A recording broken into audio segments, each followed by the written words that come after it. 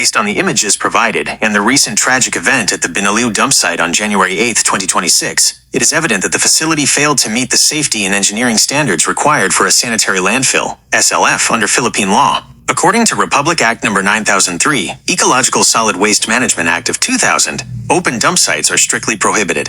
Facilities must operate as sanitary landfills, which require specific engineering controls to prevent the exact type of garbage landslide that occurred.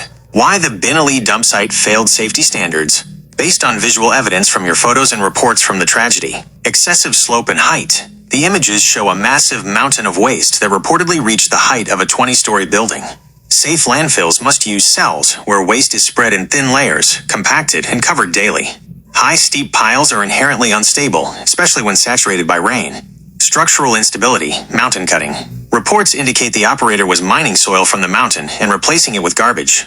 This compromises the natural slope stability, leading to the collapse of both the waste mass and the underlying soil. Lack of proper cover.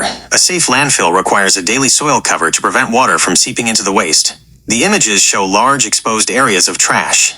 When rainwater penetrates these piles, it increases the pore water pressure, making the garbage heavy and lubricated, which triggers a landslide.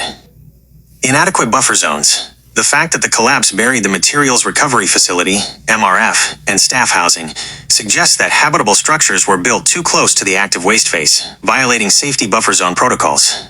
Correct basis for a safe landfill structure, RA 9003 and DAO 10. For a waste facility to be considered safe and legal in the Philippines, it must follow these structural and operational criteria. Feature: requirement for a safe sanitary landfill. Liner system: a base layer of compacted clay, at least 60 to 75 centimeters thick, or a synthetic geomembrane to prevent toxic leachate from leaking into the groundwater.